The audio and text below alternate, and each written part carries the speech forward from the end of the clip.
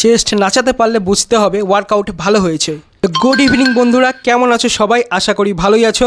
আমি চলে আসলাম আমার আরও একটা সানডে ভিডিও নিয়ে। ঘুম থেকে উঠতে আজ হয়ে গেছে অনেকটা দেরি, প্রায় 7টা বেজে গেছে। তো উঠে তো তাড়াহুড়ো করে রেডি হয়ে নিলাম, তারপর দেখলাম ছাতু শেষ, তাই কি আর করবো, বিস্কিট খেয়ে চলে আসলাম বাইরে। আর দেখা হলো পাশের বাড়ির মিনির সাথে। তারপর আমি পৌঁছে গেছি জিমে, আর আজকে আছে আমার চেস্ট অ্যান্ড ট্রাইসেপ। প্রথমেই করে নিয়েছি বেশ কিছু ওয়ার্ম আপ, যেটা খুব দরকারি, কিছু সুইমিং ডিপস আর নর্মাল ডিপস। তারপর চলে আসলাম ব্রেঞ্চে, আর আজকে লাগিয়েছিলাম 5 কিলো কম। অন্যান্য দিন শুরু করি 70 দিয়ে, আজকে শুরু করেছিলাম 65 কিলো দিয়ে, কারণ শুধু জল আর বিস্কুট খেয়ে এসেছি জিম করতে।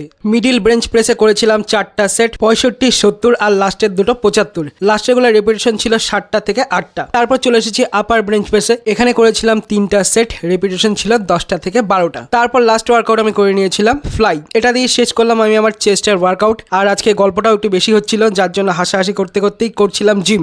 বার ডিপস করার সময় ডান পাশের শোল্ডারে খুব হালকা হলেও ব্যথা লাগে, কিন্তু আজকে দেখলাম একদমই লাগছিল না। আরামসেই 10টা থেকে 15টা হয়ে গেল। চেস্টের ওয়ার্কআউট শেষ করে চলে আসলাম ট্রাইসেপে। একেই তো দেরি করে এসেছি, তার মধ্যে গল্প হাসাহাসিতে হয়ে গেছে অনেকটা দেরি, তাই ট্রাইসেপের বেশি ওয়ার্কআউট করব না। রোপ পুশ ডাউন আর ডাম্বেল স্ক্রল কাসার দিয়ে শেষ করলাম ট্রাইসেপের ওয়ার্কআউট। তো এই দুটোতেই হয়ে গেছিল দারুণ পাম্প।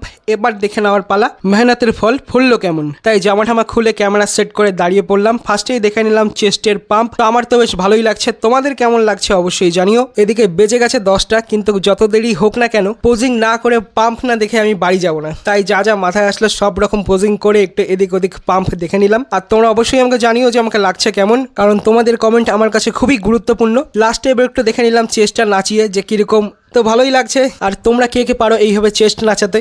ব্যায়াম করার পর পাম্প যদি ভালো হয় তখন তো দিল গার্ডেন গার্ডেন হয়ে যায়। তো ব্যায়াম হয়ে গেল শেষ, এবার যাওয়ার পালা বাড়ি। তো বাড়ির আগে যেতে হবে দোকানে। ঘামা শরীরে জামা পরে চলে এসেছি দোকানে, দোকানটা হালকা সাজিয়ে দিলাম। তারপর যাবো এবার বাড়িতে, কারণ খাওয়া দাওয়া করতে হবে, খিদে পেয়ে গেছে খুব। বাড়ি গিয়ে সব ছেড়ে চলে আসলাম রান্নাঘরে আর বসে পড়লাম খেতে। তো মেনুতে ছিল ভাত, 3 রকমের ভাজা আর পনিরের তরকারি। এই দিয়ে শুরু করলাম আজকের ব্রেকফাস্ট। আর সকালে আমি খাবারে ভাতই খাই, আর সাথে একটা কাঁচা লঙ্কা তো লাগবেই লাগবে, কারণ ঝাল আমার খুব পছন্দের। সকালের খাবার সেরে স্নান করে ফ্রেশ হয়ে নিলাম, কারণ যেতে হবে কর্মক্ষেত্রে। তার আগে আয়নার সামনে দাঁড়িয়ে দেখে নিলাম একটু পাম্প, কারণ আয়না আর ক্যামেরা দেখলে পাম্প তো দেখতেই হবে। ছিল আমার সানডে। তো সবাই ভালো থেকো, সুস্থ থেকো, ফিট থেকো, টাটা। ভিডিওটা দেখার জন্য